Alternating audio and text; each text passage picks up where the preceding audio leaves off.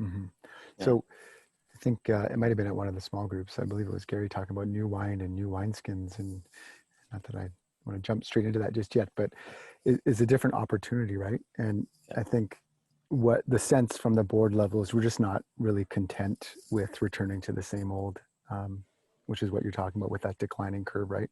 So what opportunities are there for us now? And one of the things that happened at this last board meeting, we had Jared Siebert join us on a Zoom call, which unfortunately we didn't record. But he started talking about, so Jared is the head of church planting for the Free Methodist Church in Canada. And he's also running another nonprofit organization network. I can't remember what it's called. Yeah, New Life Network.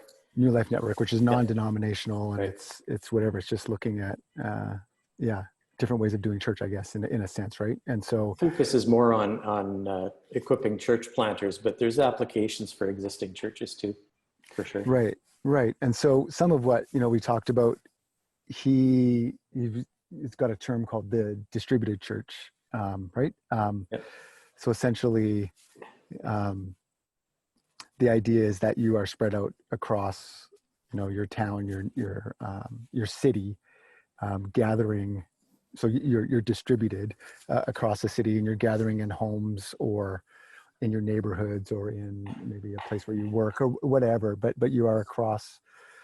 You are spread across the city, kind of like what's happening with our backyard gatherings. We're just not calling it distributed church, but you're networked together. So he shared a few ideas about going through a lectionary together so that you're kind of all on the same page each week, or watching a short video, which we're producing videos still of stuff going on now.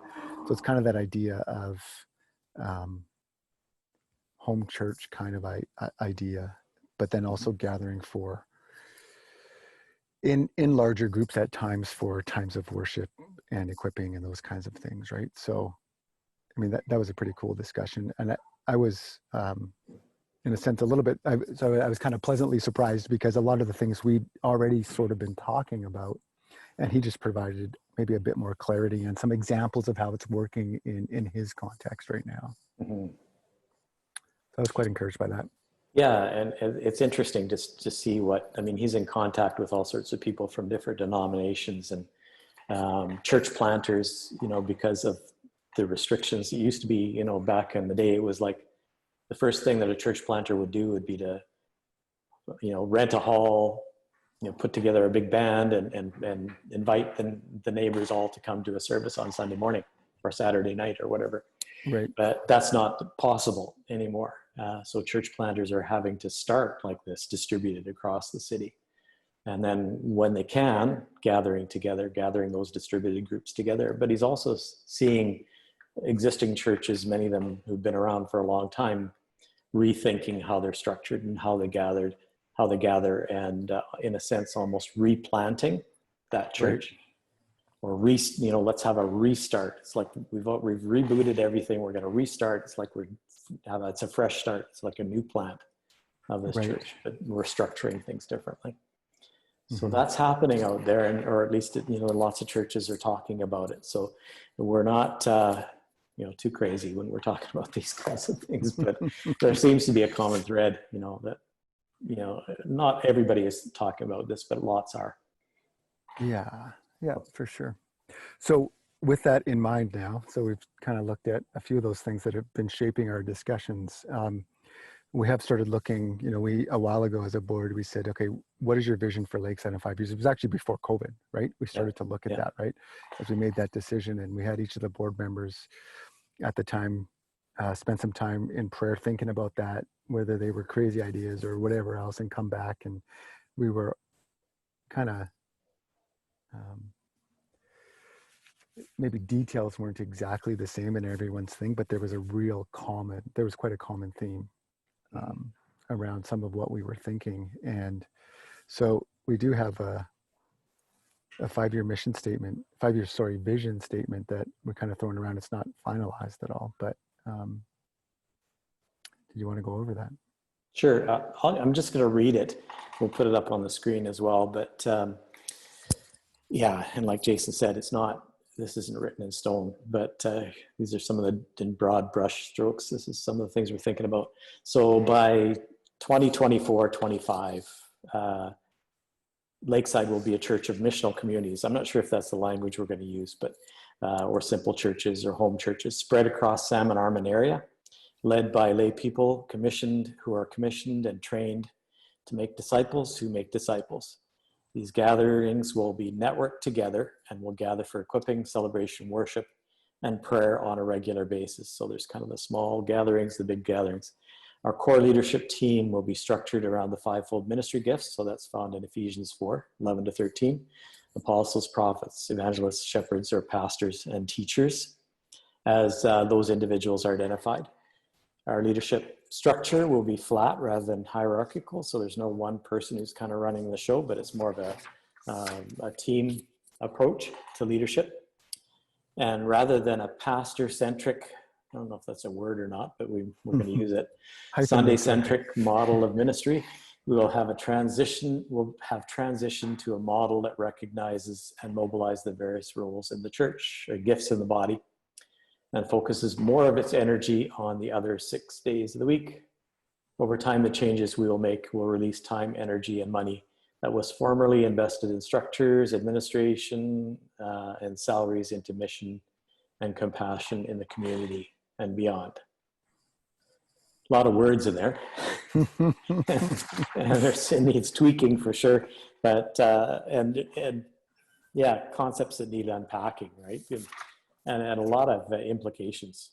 There's implications in terms of what we do, how we gather, how we staff, how our leadership structure works. There's implications in terms of facility and what we need and what we don't need. Yeah, so we're starting to think through those kinds of things and even working on a more detailed timeline. Right, and probably one thing we should mention is that this isn't, Ken, you've been involved in a lot of this. You've kind of been leading a lot of the thinking in some of this. So I know some people, I think back to an annual general meeting where we were cutting your time and cutting Pam's time at the time, and all this, changes in how staffing was going to happen. Yep. Some of this in the initial discussion of looking ahead 5 years was, you are approaching retirement age, right? Not that you're necessarily going to retire, and a lot of us don't want you to have to leave, as has been typically modeled in a lot of churches, right? We want you to be part of the family still. You've invested 11 years of your life, you and Vera, right, into this family. And so this idea of lay leaders or a flat leadership structure, that's an idea that you sort of ran with and shared with us, that kind of makes a whole lot of sense. And as people are identified in those different fivefold ministry gifting areas, that it's potential that we have 4 to 5 part-time, 1 day a week kind of people leading, or maybe even just all bivocational. So this idea of some of that, which I know there may be questions about that, this is not, it's not the board saying, no, we are getting rid of Ken, or when Ken retires. Turning him out. Yeah. Or getting too old for us. Yeah, that's Get rid of him. When Ken retires, we're not going to have another pastor. No, what our hope would be is that we'd have lay leaders, right? People that are gifted in different areas and different aspects to step into leadership roles. And that, I would imagine, some of what we've talked about too is those, whatever we're calling them, whether it's home church, missional community, simple church, whatever, that are gathering in homes, the distributed idea part, would there'd be multiple leaders within those groups, right? Who would be looking to disciple someone else, who could then, plant, who could then start another group as well. So yeah, there are tons of implications, and I don't think we can get into all of what we've been thinking, right, in this video, but that's a lot to swallow. I think when it's up on screen and people can read it, they'll be going, some of us may be going, what does this mean? How is this going to work? And so I think, Ken, you're wanting us, we definitely need feedback. We definitely need to have some discussion with Lakeside, right? We need to maybe organize some meetings and have a chance to have some Q&A and maybe some prayer together to see what people are thinking. And yeah, for sure. Yeah, it's good to mention that, you know, none of this has been forced on me. I mean, it's not like the board saying, yeah, this is what we're doing and you like it or lump it. Like this is something that I've been thinking about for a long time, and really, I think would be an amazing thing if you could bring together a people like a group of, it could be 5 men or women, who have those various roles within the church recognized and they're equipped, and they each bring their strength to the table and any decisions that need to be made or direction for the future. Because we all look at these things different. So those, you know, people like me who are maybe more wired as pastor teacher kinds of people look at life and church in a certain way, but we may miss out on an angle that someone else can bring. So if you just formalize that and say, you know, we all come as we're equal on equal ground here. Nobody's the boss. We all bring something to the table. Check your egos at the door and bring what God's given to you. And I think that gives a depth and a balance to the church that we haven't had. And that really, I think, is the biblical model of the way the church is supposed to function. So how that works as far as, you know, paid or non-paid, volunteer, et cetera, there's lots of things to work out. It's not all going to be worked out if we go this direction. It's not going to be worked out tomorrow. It's going to take time. It's going to be a process, but you know, you have to start somewhere and we have to start moving somewhere, I think. So thinking about the first steps of, you know, how do we identify those kinds of people and how do we equip them and commission them to do these things, and how do we structure these home church, simple church, whatever we want to call them, in ways that bring all those aspects of ministry into it. It's not just led by pastoral types. Nothing wrong with pastoral types, but just it's not a fully or vision of the church. Right. So to me, that kind of stuff is exciting. You know, if we were in this place where we're functioning, that's why we're kind of saying it's going to take some time, but this is where we want to go. That's what we're throwing out there. Right. So we're quite excited. The board is quite excited. You just said, we're quite excited about where this could go. A lot, it's big changes, a lot of it, right? And we don't have it all figured out, as we've said, but we're just wanting to be faithful to what God's calling us to. And yeah, it's so we need people praying about it. We need people to come and talk to us, share their thoughts as well, right? Yeah, for sure. Yeah, so we haven't scheduled these, but I think this month and early next month would be a good time for discussions and lots of prayer, and whether we do these over Zoom or in person in small groups. I want to make sure everybody that wants to be a part of that can be a part of that. We'll get this video transcribed. I think there's a way to do that, Jayson, and so that those who can't watch it on Facebook or online can get a hold of it on paper. We can mail it out, whatever, so that nobody gets left out. So we want you involved in this. Great. Yeah. So, all right. I don't know if that's enough for one day. What do you think? There was a lot. That was a lot. Yeah. Probably more questions than answers, but yeah. But and one of the things you mentioned was that the board's been talking about this for a long time. Yeah.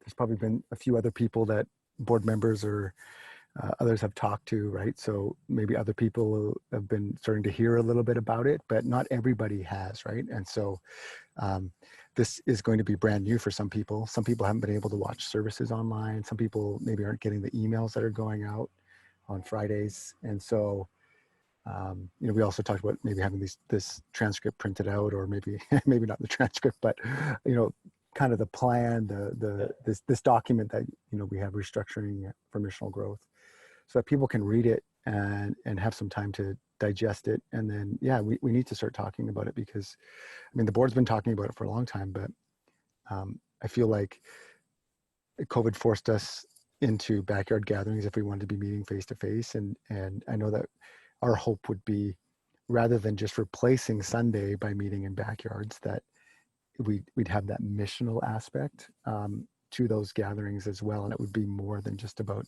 meeting on a Sunday, right? So not everybody necessarily has been thinking about that or has even heard some of what we've been thinking about. The board's been talking about it for a while. And so, yeah, we just really we need more people involved. We need to be getting feedback. We need more people praying for us and sharing maybe what God's been putting on their hearts as well. Yeah. So. Yeah, for sure. Yeah, and I think one of the things that filter, I guess, that we've been thinking about this is how do we let the mission that God has given us shape the things that we do and the way that we do them, rather than the other way around, whereas we decide what we're going to do and how we're going to gather, and then we'll try and fit mission in there somehow, which in my experience doesn't happen for the most part. It does happen in some ways, but not very much.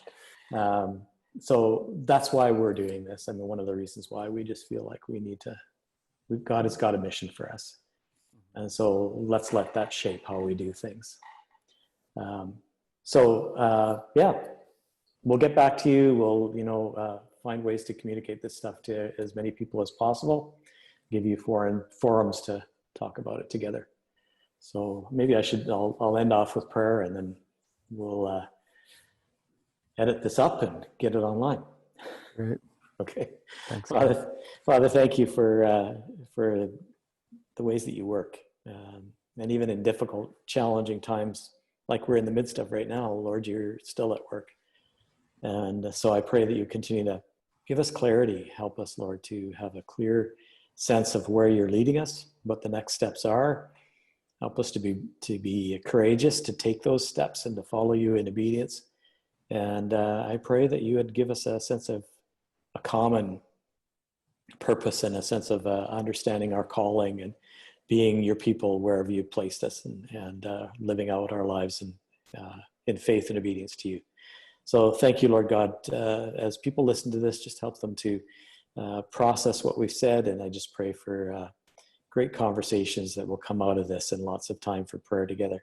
So I pray this in Jesus' name. Amen. Amen. All right. Thanks, Jayson. Thanks, Ken. All right.